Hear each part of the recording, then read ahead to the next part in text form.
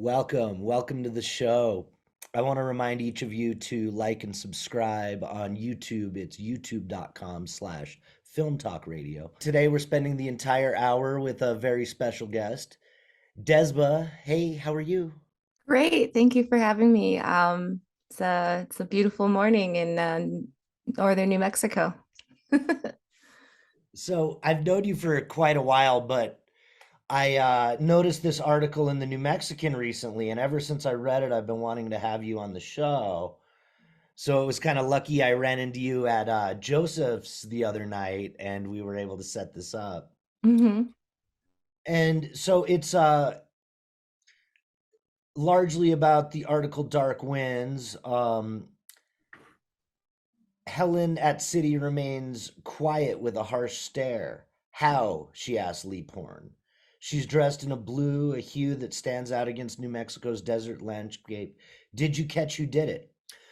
Those are some of the first words spoken in the new series by Navajo actor Dezbaa of Santa Fe, who plays Helen. It's one of her first major speaking roles in her TV and film career, which has taken off since 2016. I think the first big movie I saw you in or noticed you in was Hostiles, and it's right hmm at the beginning, and it's an intense scene, but I've been excited about all the cool things that have happened, and especially this latest role on Dark Winds.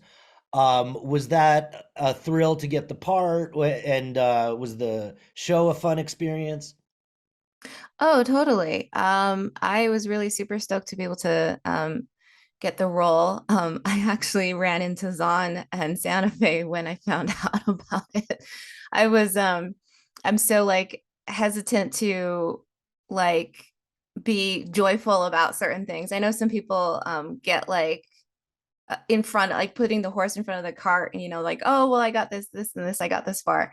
But like I got so burned, my first ever role that didn't actually happen. That so anytime that something like good news happens, I'm like kind of waiting, like, okay, wait, like until like the ink dries.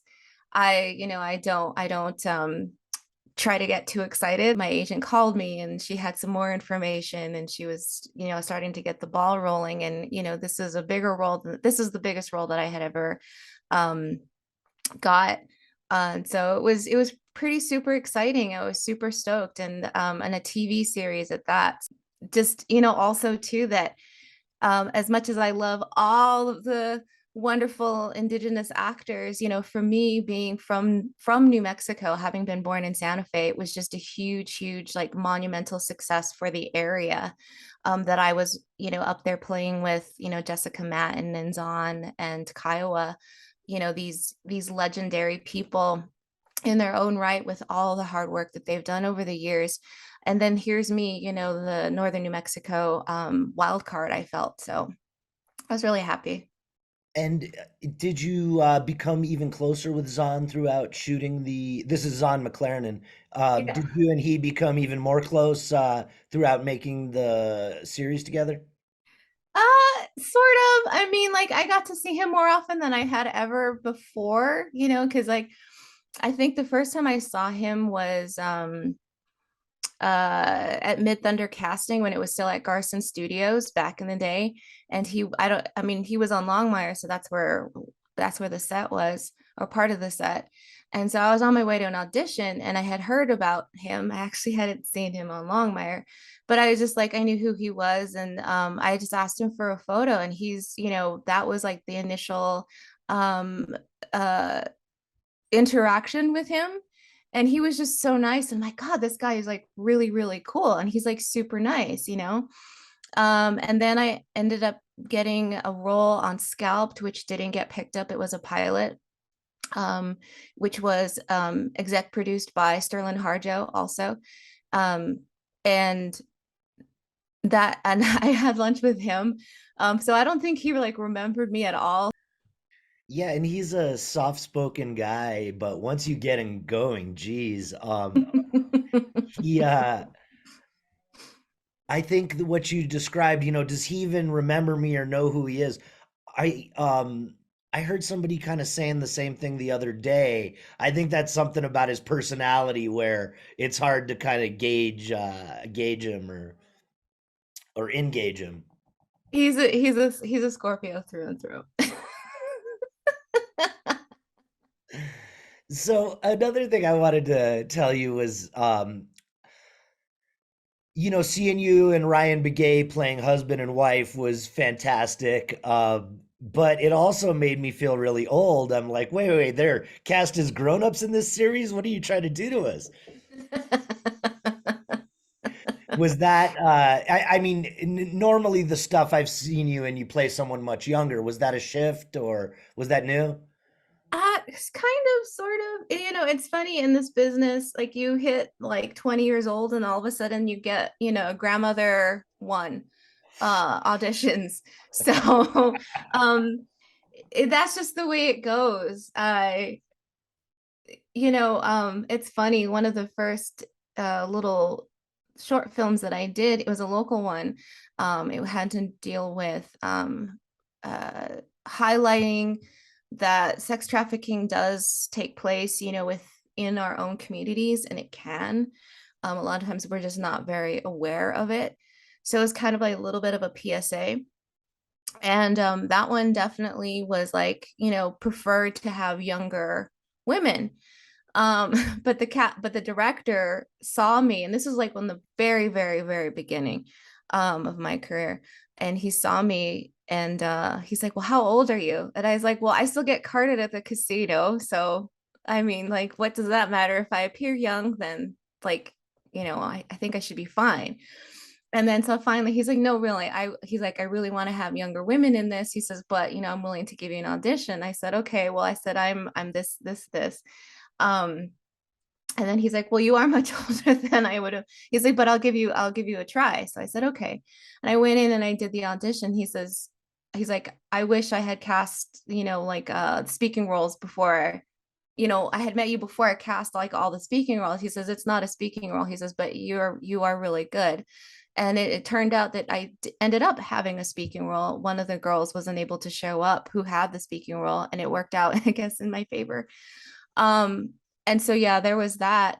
But yeah, it was just as I kind of was joking with my agent, and I'm like, I'm not an elder, but like sometimes that's all the roles that they have for Native Americans. It's like you're either like the young Comanche woman warrior or you're like the elder. And somehow just in life, like that in between part of like 18 to like 60, there's just like we don't know where to put this woman, because they're trying to figure out like how people look with each other too. Like, well, we can't have like a 55 and a 25. And they're like, really? They're like, yeah, that's too tropey. It's like, well, how about we have like a 50 and a 55? They're like, yeah, well, have you seen that this person, it's also a little bit of political. I mean, I'm starting to see that now. The casting process or who you have in mind, how you write for a certain person or all that stuff. So it's a lot of information to hold on to. But yeah, it was I was definitely getting roles for elder at one point. And actually, interestingly enough, there was I like the nondescript ages, and I did have an audition for Westworld. Apparently Tantu got it though. So I was just like, by all means, by all means. Like I don't I mean I would love it, as a youngster, but by all means I'm not beholden to having had that part, if a legend like Tantu is going to get it. So Yeah, there's kind of nobody better to lose out to a role to. yeah. Being somebody who was born in Santa Fe, who grew up in the area, I know you lived in Abiquiu for a short stint, but now you're back in Santa Fe. Has that been fun? Are you enjoying being back? Oh, yeah, totally. Well, I was born in Santa Fe. I grew up in northern New Mexico, near Espanola. I got my little enye on today. Uh, and yeah, I was away for a while on the East Coast, and then I came back and I lived in Gallup for a year, 2015 to 2016.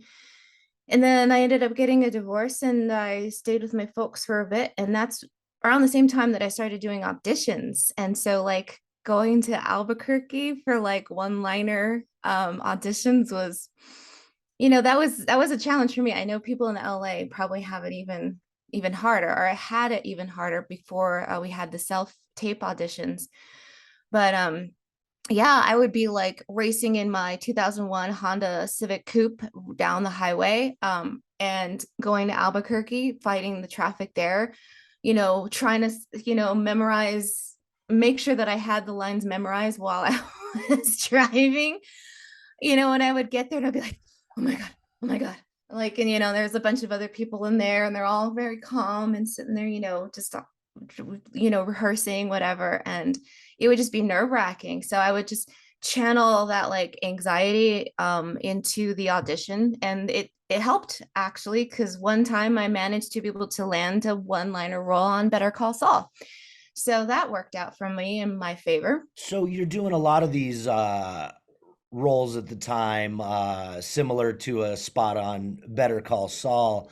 But then at some point, you get a call about Hostiles, and that's a $70 million movie shot in the area, directed by Scott Cooper. That must have been quite a thrill at the time.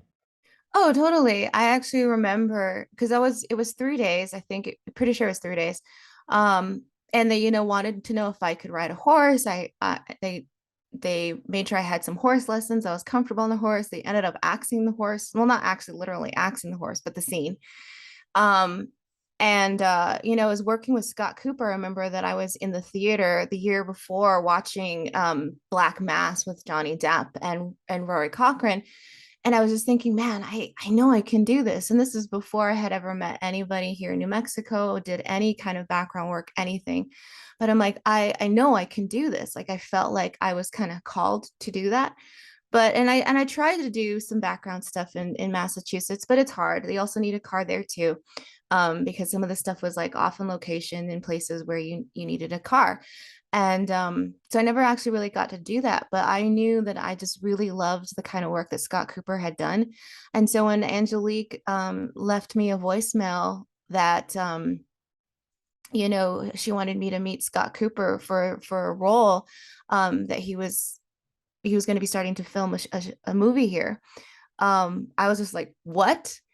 I'm like, I did what I could to get to that audition, because I had had another one in Albuquerque, and this one was at what is now George's Stagecoach Foundation building. But at the time, it was a production office for hostels. And so yeah, I went there, and I did my little audition. She got it on tape, sent it in, and then a couple weeks later, I got the role offer. Jennifer had sent me the paperwork, and yeah, it was after I was done, working on set with Christian Bale and Roy Cochrane, who I had a crush on from when I was younger, watching Empire Records. It was just like I never could dream that kind of dream that would be something that would happen to me. I was just on like cloud 20.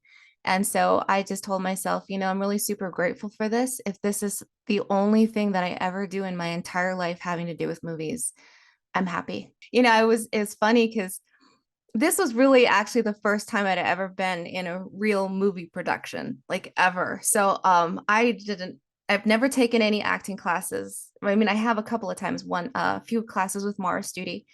And yeah, so I had never taken any classes. I didn't know what I was doing. I didn't know anything about production. I just seen the movies about the movies, and that was it. That was all. So here I was, be like, I know what I auditioned for, but now we're in the Diablo Canyon. My hands are tied. I'm standing right next to Rory Cochrane, who's on a horse, and I don't know what I'm supposed to be doing. I'm petrified. What's going on? I had a moment of panic, and so I just asked him, I was like, can someone ask the director like what he wants me to do? And they relayed the message to Scott, and I can't imagine him being like, I hired her to do one thing, which I know he probably wouldn't do, but he just came back, and he's such a poet. He reminds me of one other person that I know of with their words. He's such a poet. He's just like sorrowful, mournful, and I can't remember what other colorful words it was, but I was just like, okay, all right, well, this is what I'm doing. And I'm like, how much do I wail? How much do I do this? And so that particular take, I didn't understand the whole like, we're going to do a close up now. We're going to do a wide angle. Now we're going to go to Christian. Now we're going to go to Rory. Now we're going to get another one. Now we're going to see the Apache man with on the horse with the cavalry soldiers. So that wail that I did at the beginning, I did probably like 100 times. I'm not kidding. What are you looking at as far as what's next? And are you feeling like it can go any which way, like you're totally free with it, or you've now got a little bit of a higher profile to maintain and you want to be careful about what you choose to do? I think I've always been kind of careful about what I've chosen to do, or just even in my life in general. You know, I knew that kind of from the beginning when I started in 2016, and that's like with social media and everything else, and just like, I actually had like a little with that sex trafficking video that I had mentioned earlier. My ex was a reporter at one point in his life, and I thought he was going to be proud of me for calling attention to this particular kind of thing that was going on. And instead, he kind of met it with ridicule. Like, he's like, well, I hope my brother never sees it. And I was like, wait, what? I'm like, you've done stories on this in like papers about how this is important to highlight. Like, and that was like kind of the breaking point for me in my career, where I was just like, okay, I know I'm not going to get any support from you, and I don't expect to get any support from you, but I know that these things are important to me and what I do with my life, and the things that I choose to do are what is meant for me. Even with the roles that I have not gotten, over the years. I've been auditioning for lead roles since 2017. And so, and a lot of them are the big ones that Renee Haynes has cast. And so, I know that the things that I do work on, that opportunities that have come my way, they're what I'm supposed to be doing, for better, but for me not getting something in particular, I don't know where it's going to lead me next year. I do know currently, the stuff that I wanted to do last year, I wouldn't be able to be where I'm at today if I had said yes to those things, or not say yes to, but if I hadn't had received those roles that I wanted, I would be in a completely different place in my life right now. What's next for me? I have my eye on directing, doing a small little directing thing with a big production. What was the response from your friends and family when Dark Winds finally aired? What was that, July? When it finally is on TV and people are able to see the series, did you have a lot of people calling you and texting you? Was that a fun, exciting time? Yeah, not a lot of calls, but definitely a lot of texts. My family was really super proud. I got to take my parents to the screening here in Santa Fe for it, so they got to see both episodes right away. Um, but even now, I'm still getting people who haven't seen the series yet, who haven't started. They were either waiting for someone, and then, or they'll be, yeah, just I'll go ahead and watch it. So I'm still getting text messages. They're like, wow, that was so amazing. They're like, we're so happy for you. And I mean, it's not like a huge role. It was, it's a pretty small, my biggest role, but in the grand scheme of things, it's not one of the lead roles. And you can, if you know who I am, you'll see who I am. If you don't know who I am, then you won't know who it is. It's kind of one of those things. I'm not as distinguished looking as Zahn is. Like, I'm not him to where it's him.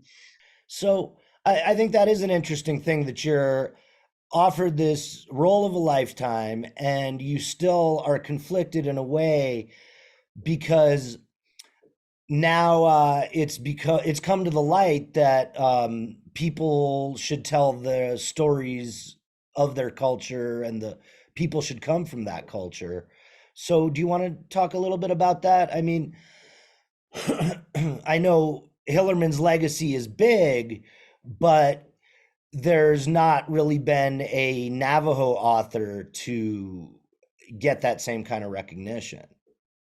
Yeah, what I had initially said to about the confliction was when I got the audition for the role, I wasn't sure if it was something that I wanted to do, because I could have just said no, I don't want to I don't want to do that.